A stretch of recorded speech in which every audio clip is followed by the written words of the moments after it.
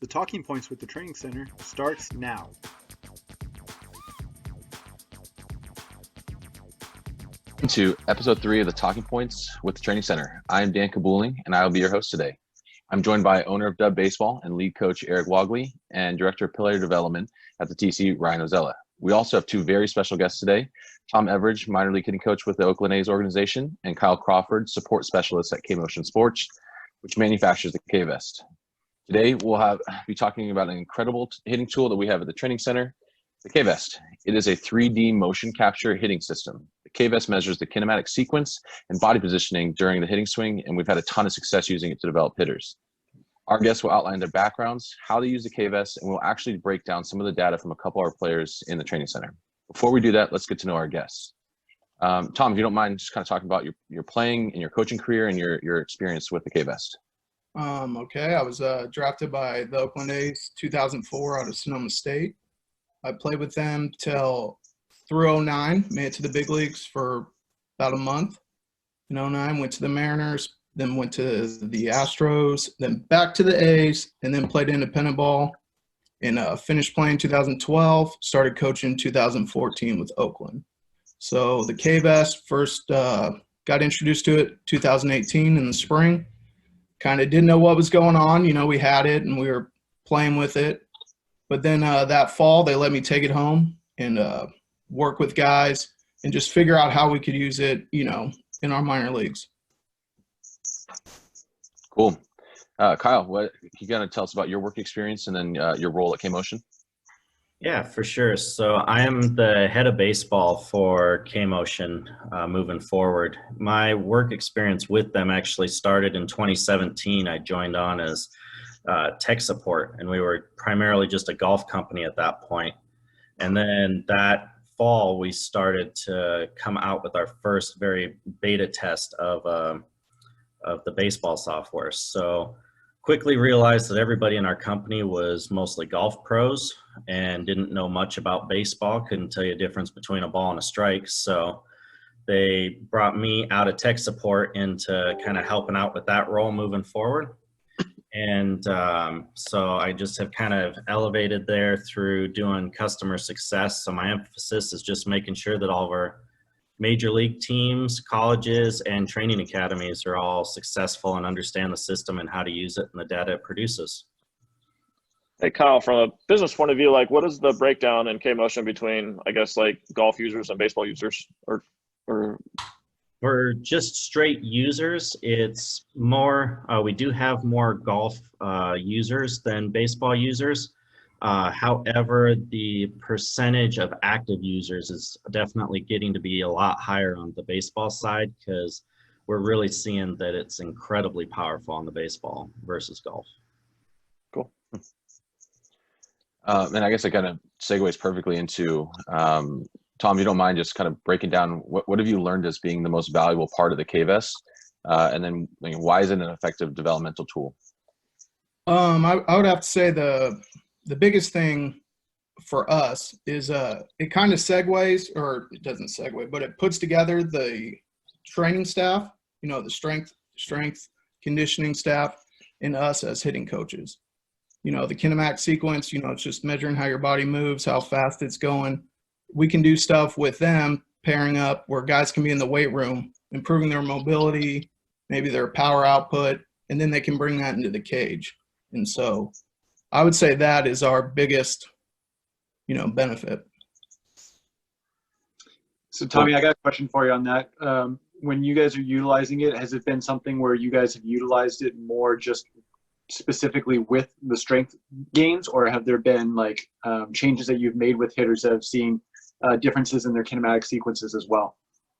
Well, you know, we're working with the hitters as well, but it's kind of, you know, the hitters want to go to the cage. They want to go to the cage. They want to work on their swing. They want to get better. So they kind of rush through their warm up.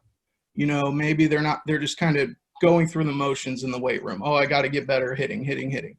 You know, those guys put those programs together to help them be better hitters, be better fielders, you know, and kind of by pairing that up, now they have an understanding of why they're doing these exercises. Then they can bring into the cage. So we use it as a hitting tool, but that to me is huge because if they understand that their mobility, their power output by being in stronger positions is going to help them on the field in that batter's box, then they're going to buy in the weight room and in the cage. And they can't dispute, the readings. I'd say that's the biggest thing. It checks me. Maybe I think something's working. Boom, it's not working. It's not getting the desired result. I know right away. Instead of kind of banging heads on the wall, we're able to move on. Can I jump in for a sec on that too? I think that one of the reasons that we found it really successful with a lot of major league organizations is that it really helps bridge the gap between departments. It was designed as a tool to be able to help all them communicate better together. So it helps be able to have a hitting coach be able to speak the same language that the strength coach is doing and give, as Tommy was saying there, kind of undisputable facts right there behind it.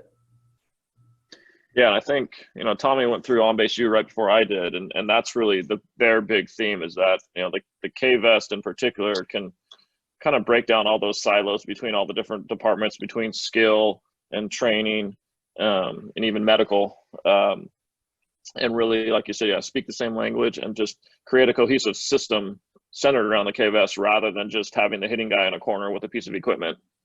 It can kind of speak across the board to everyone. Definitely agree. Yeah. So Kyle, is there any other things that you'd add as far as kind of using as an effective developmental tool other than that unified language? So, I mean, the unified language is big, but I think also what we can see is that it can give the strength department as well a more active role in developing the hitter, and they can all feel like they're in it together with the hitting coach to develop this guy, because you start looking that, hey, there's actually a lot more playing into why this guy can't hit inside velocity. Maybe it's his front hip mobility is just awful, and maybe that's from a pre-existing injury that he might have been covering up, or maybe there's some other things playing into it. So it becomes a real team effort to kind of dive into that and develop that hitter in ways other than just sitting in the cage and throwing him pitch after pitch. Yeah, we had a pretty good example of that right before we got shut down. Some of the pro guys that could come home and were hitting with us, and Dan had run them through an assessment, and one of the guys had some pretty hypermobile hips, and then we can see in his K-Vest just the deceleration pattern wasn't there at all. And so we were able to really visually show him like, hey, like, here's what your swing looks like, but it's because you have, not necessarily deficiency, but you have this particular movement pattern, and that's going to get trained in the gym. It's not necessarily going to get trained in the cage. Definitely. The K-Vest is a tool. I mean, it's never going to take away from the value of the hitting coach to be able to stand in the cage and actually help work with the hitter. But I think when it's used as a tool is when it becomes the most effective. That's kind of what we've seen from hitting academies such as yours, as well as colleges, and as well as MLB teams like the A's. For sure. Yeah. So I guess, Tommy, how have you rolled it out? What do you like? How do you actually use the K-Vest with your players? So, we like to take like a baseline test. We'll do that in spring training. Guys that are feeling good in spring, see what's doing. Just we get on a pitching machine, 10 pitches, 10 swings, and that way you can kind of see the patterns. What do they do? How do they move? Are they consistent? Figuring that out. And then we do it once a month at least. Just a baseline. Just keep checking. That way we can just check in on the player, see if something's getting crazy. Maybe I'm not seeing anything, or I'm not seeing something. I can go back and look at that and see how, maybe their hips aren't working the same way. Go to the strength coach. Oh yeah, he's been coming in, he's feeling tight, or he's got this going on. So, or just trying to get a hitter to understand that maybe it's not their swing. A lot of times players want to think it's their swing. It's their swing. Their approach is screwed up. Maybe they're chasing pitches in the dirt. Maybe their walk rate's down. They're trying to force action. Not your swing, it's your approach. If you're swinging at every pitch and you're coming to me with, oh, my swing look, something's wrong with my swing, I can show you, look, these movements are the same. It's not your swing. Kind of just so the player's not staying up at night trying to find something. So, when we make a change, we'll throw them on it and we'll show them the improvements. Or we're working on something, show them 2 weeks later, hey, look, you're getting better. You can see the chart kind of separating and growing, building speed. Just another tool in our toolbox to just help the hitter ease their mind and understand that maybe you're not getting the results in the field, but you are getting better. And I think that's really tough for younger players to understand, is that you're just getting better. The results will come. Just keep working, don't give up. And Ryan, I think you could speak to that a ton. I feel like that baseline, knowing, hey, this is how you move, and we see this as an average, and your game performances are going to go up and down. But then being able to speak to that approach and that mentality at the plate is probably something super valuable. Yeah, it's about making that focus on the progress and putting the long-term goals in front of the kids so that they understand where they're trying to get to. What's one of the tough things about game of baseball is it is a results-oriented sport, but we have to focus on the long-term process for these guys and where they're getting to. And sometimes helping them understand that we don't need to really focus on the results right now, because we know we are putting the focus into the progress, into getting you developed, so that when it gets down the line, when you are 17, 18 years old, you can go out and perform and find those results to be more successful. Yeah, and I think, Eric, that's probably something you can speak to is a big push over the last, at least this is my personal outside perspective of the last probably year or probably 2.5 years that you've been really focusing on player development versus going and winning tournaments on the weekends. I feel like that there's probably some players who are at 12, 13, 14 years old might be losing more, but being set up for more success in the future. I think that's another big difference that I've seen from you. Yeah, it's we've transitioned as we've kind of got this tech and really dove straight into it. It's people ask me all the time, why are you buying all this stuff? And it's because it's the best thing for the players. And I don't like to peg us into just a club ball program, because obviously we do way more than that. But we do run club ball teams, and having a player be able to walk in, get access to the kind of tech that we have with like the K-Vest, some of the other stuff we have. Be able to see a strength coach, a hitting coach, a pitching coach, even a medical professional all in the same place is super valuable. And the K-Vest was one of the first things we adopted. And admittedly, and I've talked to the K-Vest folks about this, we didn't use it very much at the beginning. It was a little intimidating. I remember after Tommy showed it to me, I was like, oh, sweet. So I went and bought it. And then it just kind of sat there for about 6 months. And then now we're kind of really, especially with Ryan on board now, we're kind of making it into really a centerpiece of what we're doing with our offensive instruction and plan. So Kyle, could you kind of break down how do the pro teams that you're seeing kind of across the board, how are you seeing them using it? And then are there any other kind of outside, other than the private academy, are there any, academic institutions using it for a research standpoint? Like, what are the other ways that it's being utilized? Yeah, for sure. So to start with MLB, we've seen a few different approaches. One is kind of like what Tommy was saying there, where you capture them in spring training to kind of get your baseline when they're fresh and hopefully feeling their best. And then you kind of capture them maybe a couple other times throughout the season just to see how they're either deteriorating or improving against that baseline. And then the kind of more ambitious clubs will also make sure that they capture the players while they're on a hot streak or when they're on a cold streak as well. So that way, when they're hitting really well, they can see, okay, what's changed from your baseline that might be allowing you to hit better now. And same thing when they're cold, they can see, okay, well, this is kind of really deteriorated and you're not holding these proper positions against your baseline that you were earlier. And really kind of give a little bit more focused coaching to kind of help get them out of that funk. As far as academies, one of the things that we've seen lately is a lot of them are using it. What they're doing is they're capturing almost monthly, maybe every 3 weeks or so. And what they're doing is they're testing out drills on the players. What they're giving them a drill to work on to maybe help improve. Maybe a guy's kind of rolling over for grounders a little bit too much. So they might be doing, working on his rotation at contact and have a couple drills that they give him to do that. And then they'll reassess him in about 2-3 weeks and see, hey, has that drill helped you improve? And so it's kind of really helping them remodel how they're doing a lot of that coaching in the academy setting. Academic institutions, I mean, we work with a lot of Power 5 baseball programs that are using it. Decent number of those also are using it on the golf side. So what they've done is they've kind of consolidated and are doing a little bit of research through if they have a sports science department that might be doing some looking into that. We do have a few universities doing that as well. Cool. Eric, do you want to kind of dive into how we're using it at the TC and then maybe review some of the captures? Yeah, for sure. We've probably starting last summer, we really started to use it as an assessment tool for the most part, a pre-test, post-test kind of a thing. And a lot like Kyle was saying, we grab the main stuff, and we predominantly look at the efficiency report with the kinematic sequence and the speed gains. And then we've been focusing in on time to contact as well, as kind of using those three big things as our assessment tools.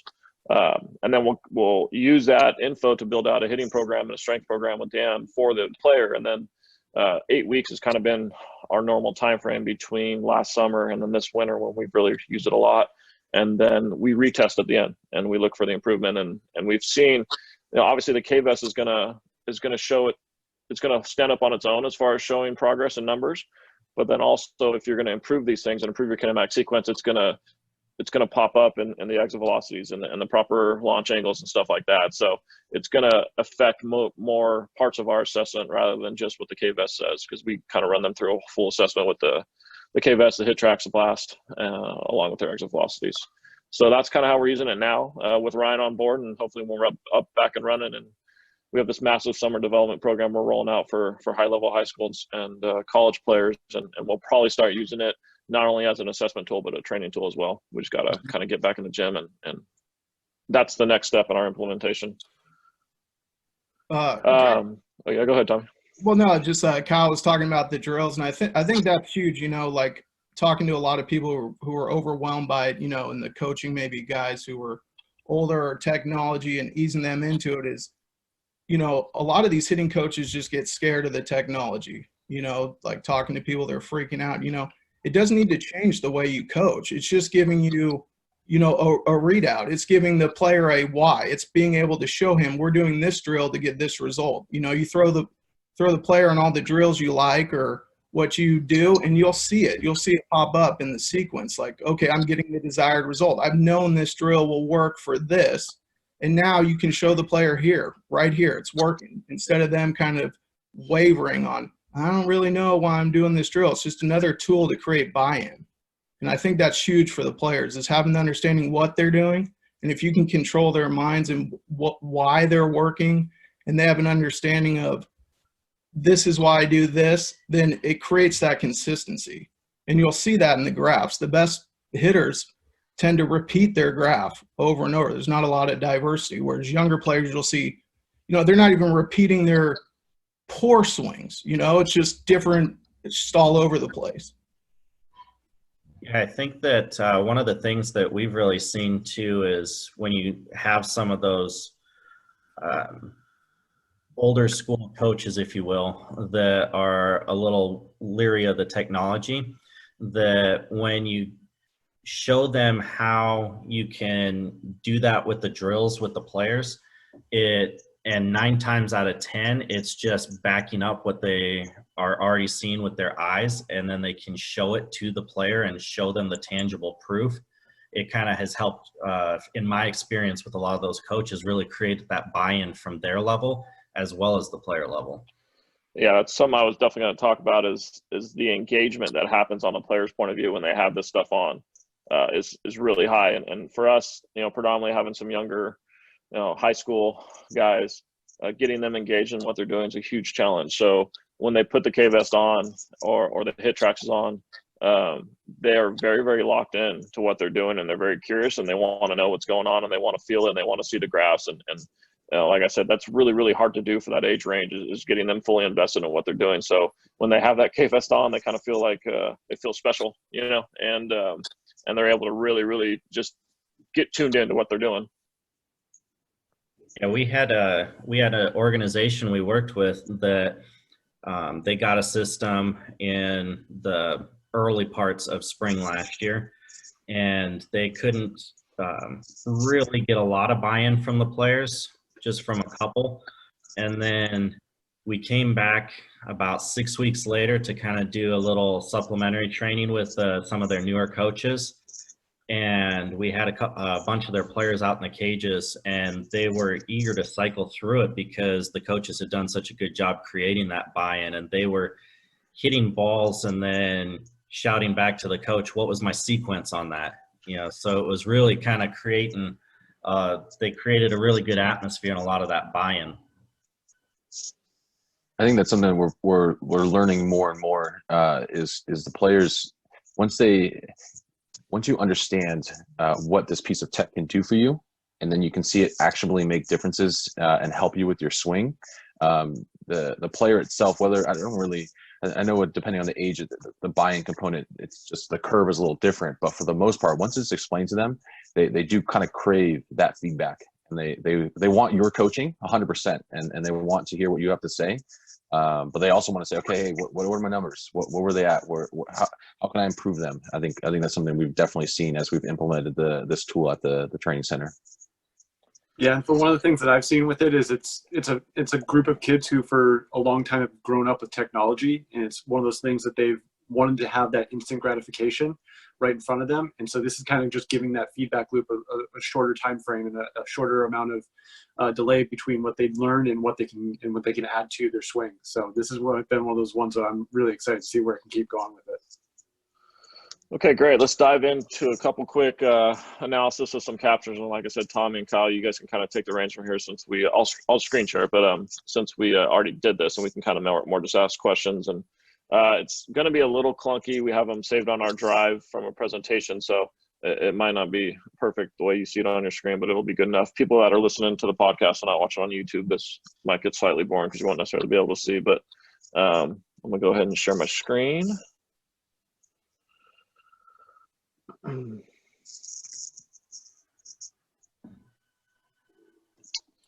then, so this first guy that we have pulled up here is Connor Hennings. Connor is a senior in high school, 2020 grad. He just committed to University of Nevada, Reno. He is a very, very high-level athlete, runs a 6'5", 60. He's about 100 or so off the tee, so he's a big boy. I mean, he can really, bring it up there. So here's his kinematic sequence. He's 1, 2, 3, 4 on the actual efficiency report. Obviously, he's got some stack on 2 and 3 there, but if you guys want to kind of just take a look at it and let us know what you see. Yeah, so okay. The first thing that stands out to me on it is his deceleration patterns.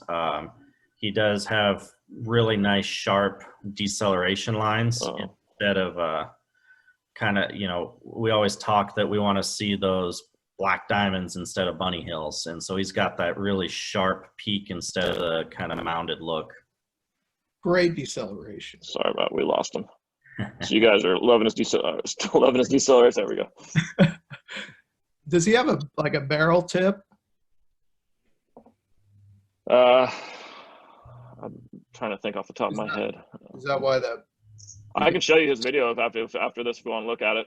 Oh, I just you see the hands going. Here, let's go to his video real quick, then we'll come back. Here he is. I know, like I said, same thing. It's not going to be perfect, but. Okay, yeah. So do one here in slow-mo. You can kind of check that out, and then we'll go back to the graph. Tommy, talking about that little tiny vertical line on the hands right before the swing really kind of starts? Yeah. Yep. There it goes.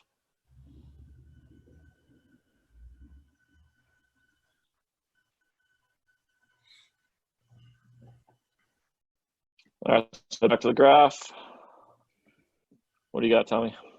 No, I mean, I like it. Like, he decelerates well. You see the little barrel tip. Do his graphs, does he repeat that? I mean, yeah, he repeats it pretty consistently. He's definitely a high-level guy. I mean, he's gonna almost for sure be a pro someday. He's made a lot of improvements in the past year. He used to be kind of a steep swinger, one-piece mover with the upper body, so he's definitely got a little bit better sequencing now. Yeah, I mean, obviously you can separate, a little bit more from that lead arm to the torso, but I would take that, if he's Yeah. repeating it. And Is that like the most common? And we're coming across that. That seems to be the most common thing. The most common sequence is 1-3-2-4, and you kind of get that lead arm, that torso almost moving together. Is that pretty normal? I see that a lot especially with more power hitters. They kind of really use that front arm to kind of start driving that swing. So it kind of makes them go together, but almost that 3 tends to peak just a little before the 2. So the 1-2-3-4 is obviously going to be your max efficiency. But then when you kind of look a little bit deeper in it, when they're a 1-3-2-4, you got to, if it's close on the 2 and the 3, you kind of have to start to decide, is it really worth the efficiency gain if he's already got that kind of power? Because he's still clearly effectively transferring power, just maybe not as efficient as possible. Now, what about your thoughts here? I don't know if you can see my cursor, but the really short distance between the heel strike and the first move. And I know it's not quite normal, but what are your thoughts on that?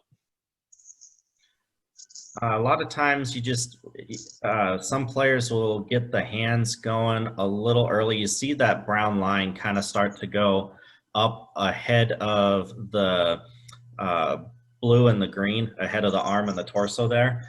And that's just kind of the hands really starting to accelerate almost out a little bit, but not terribly. It's minimal when we're talking about that kind of a distance. But because of that, that's kind of what's shrinking those lines. So keep in mind that the first bold line, the heel strike, is triggered when the pelvis starts to rotate back towards the pitcher again.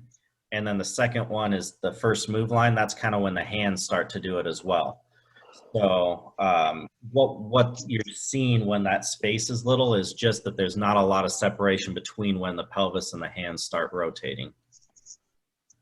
So, Tommy, if he was your player and this was his graph, and obviously putting you on the spot here, but like what adjustment would you maybe try to make right away? well, I mean, I think I don't like to just coach just straight to the graph, kind of get some more information about, what's going on. So like those things being close together, watching the video, he's getting after it. Like, how does he do on breaking balls? Like, is it a heel stomp and then his hands are coming forward? Like, is he maintaining that separation? You see, I would say the difference between younger hitters and the more advanced hitters, like the AAA, AA is they're able to control their moves a little better.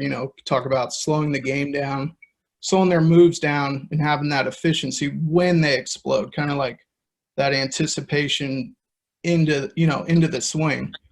So I'd just be curious about that.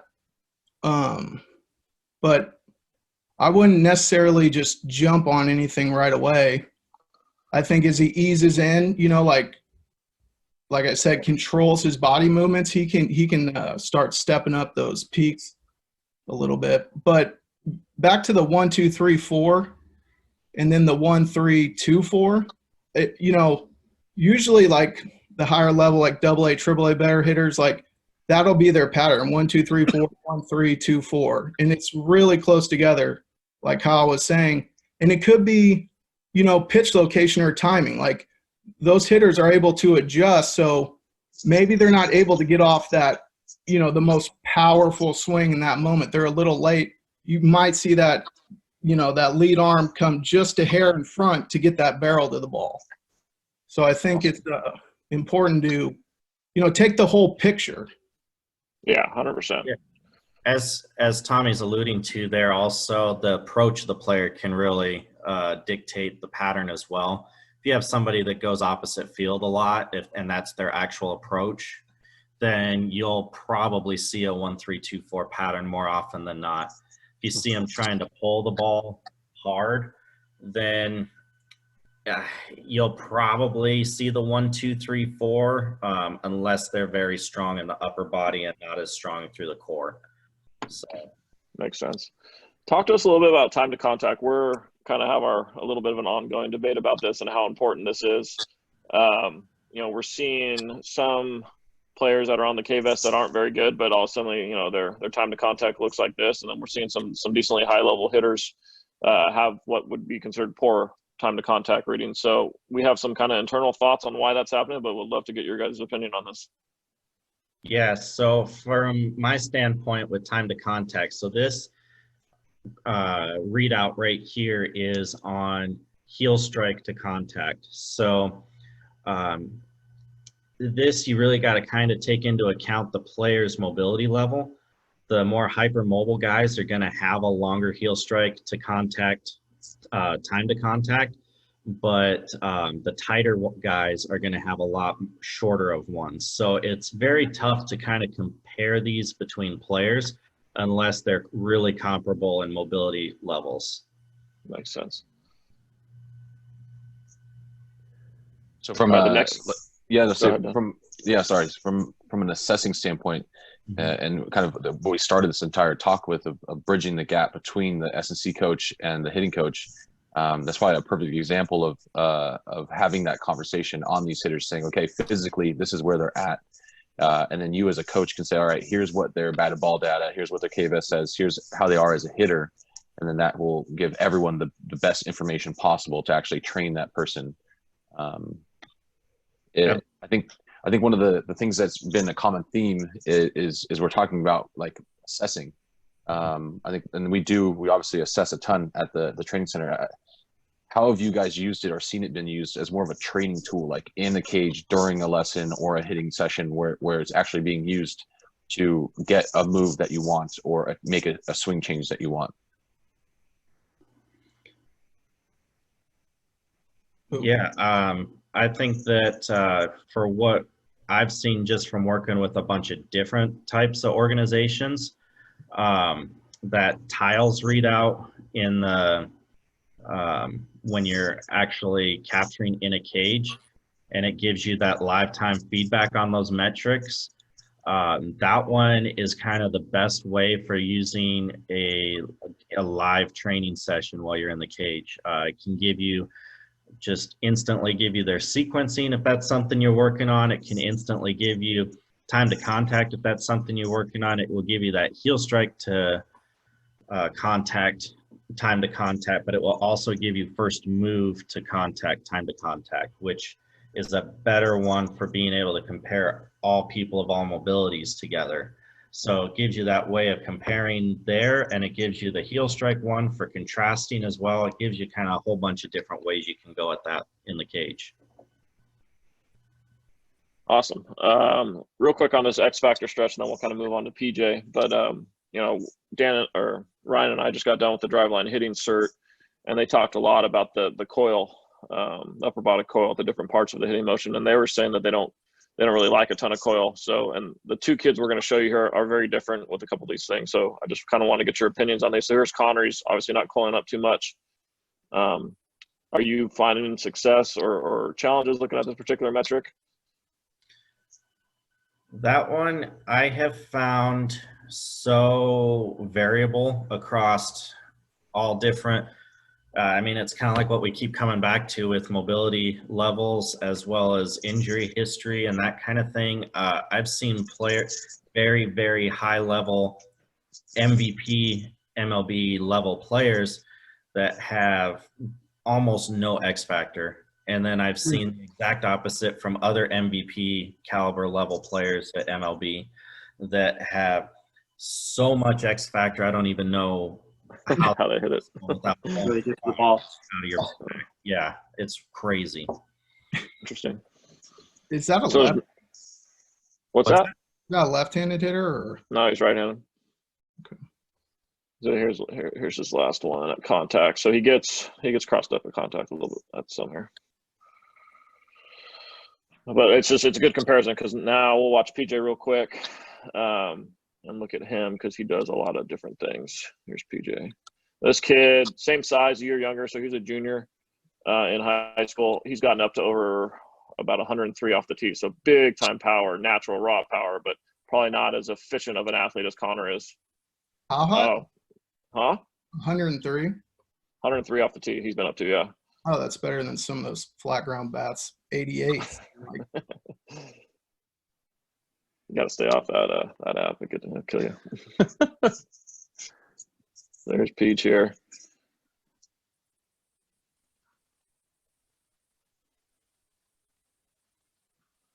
All right, let's check out his graph real quick. So we're going to see a little bit of a different story here. What do you guys got?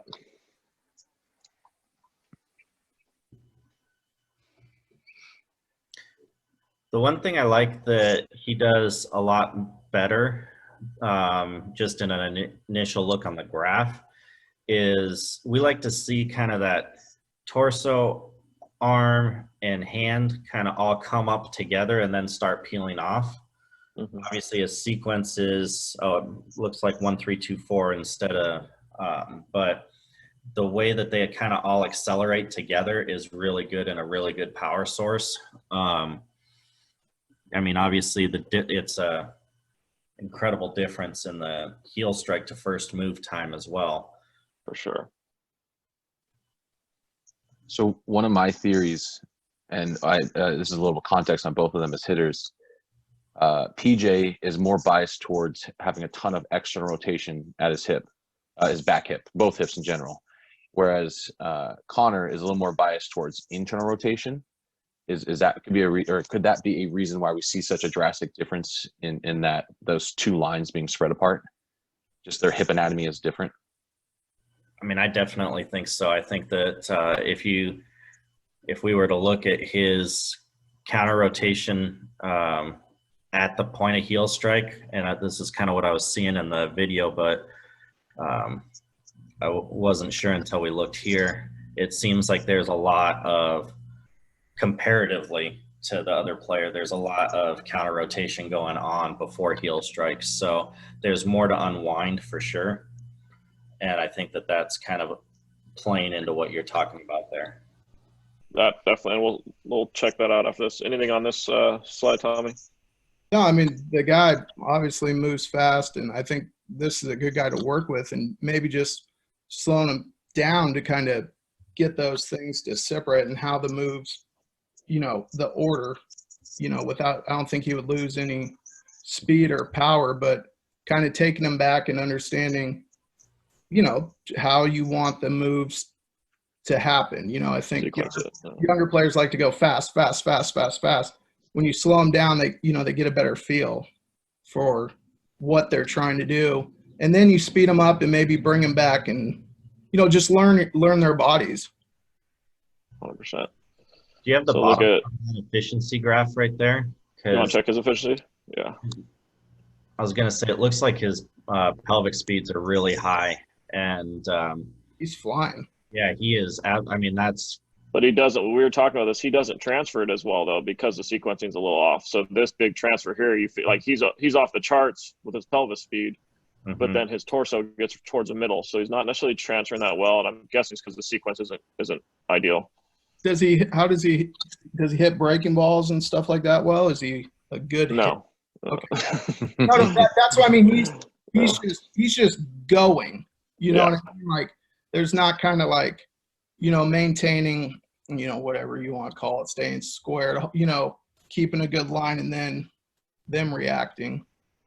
Like, he's jumping on it. Does that make sense? Oh, 100%. That's exactly who he is.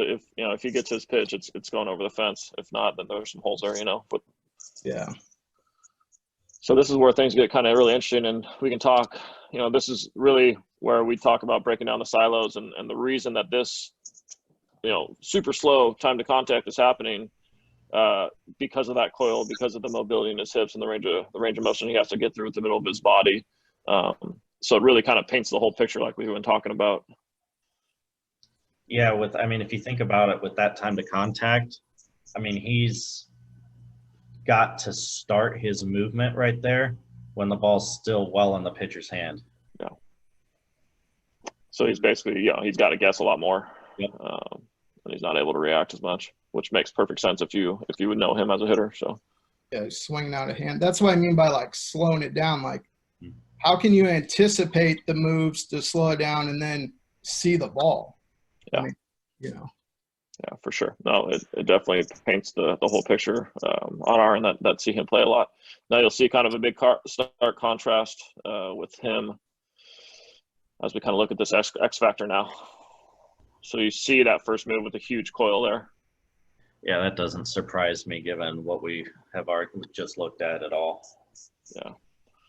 And Driveline saying that first move they only like up to about 5 degrees. So he's kind of really getting it. And we almost fear sometimes with PJ because he is so impressive off the tee with his power that that actually feeds the movement pattern because he's able to just, because the ball's not moving, he doesn't have to guess. He just freaking coils up and unloads, and it says 101, it says 103, and everyone is like oohing and on, but it actually might be feeding into this movement pattern that we need to break out of him.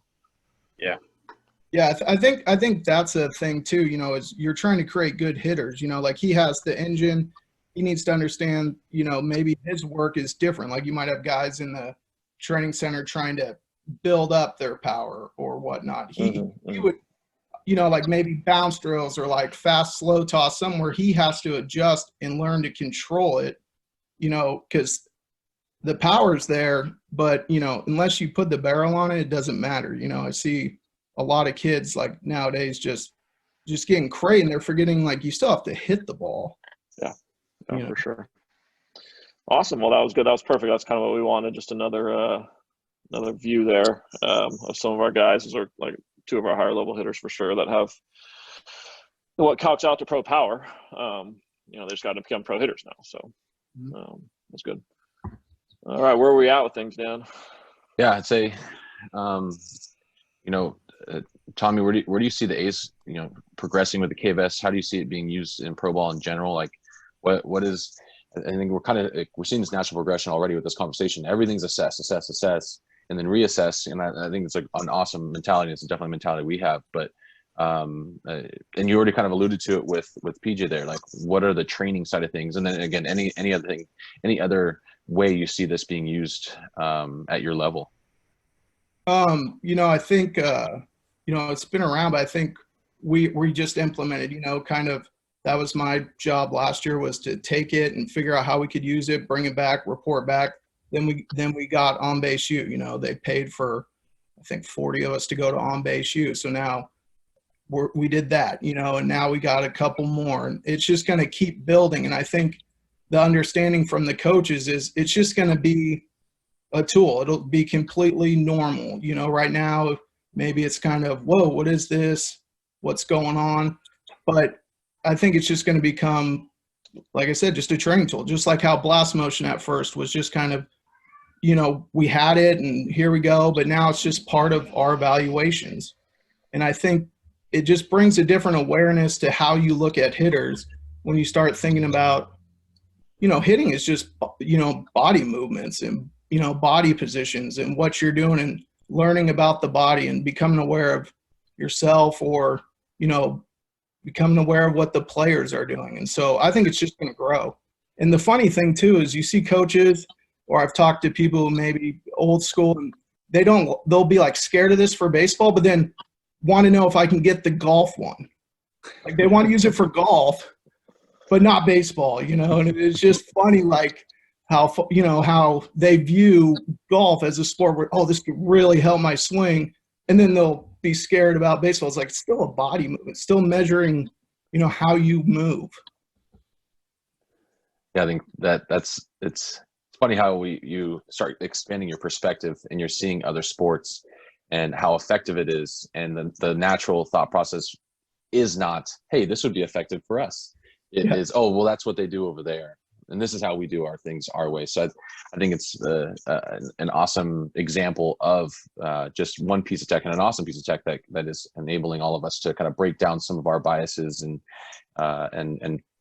expand our knowledge. So I think it's going to be super, super valuable. Kyle, what's next for K-Vest? Is there, you guys have anything on the horizon? Is there any new maybe readouts or new ways that we can apply the K-Vest?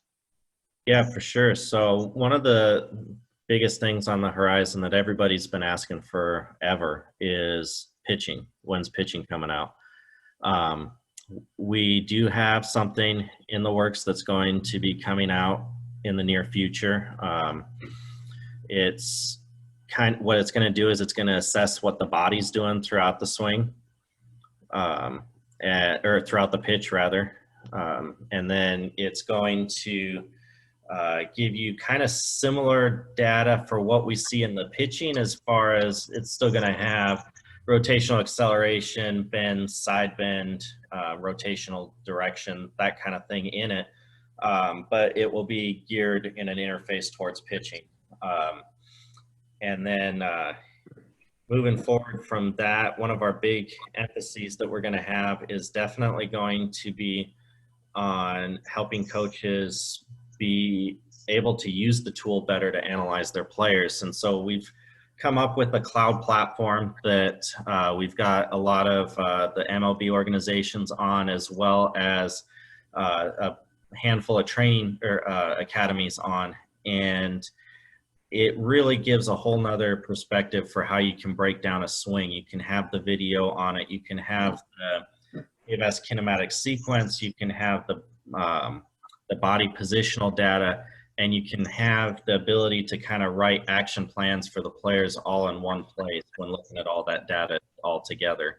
So that's kind of the big things that are kind of on our horizon right now. Yeah. Awesome.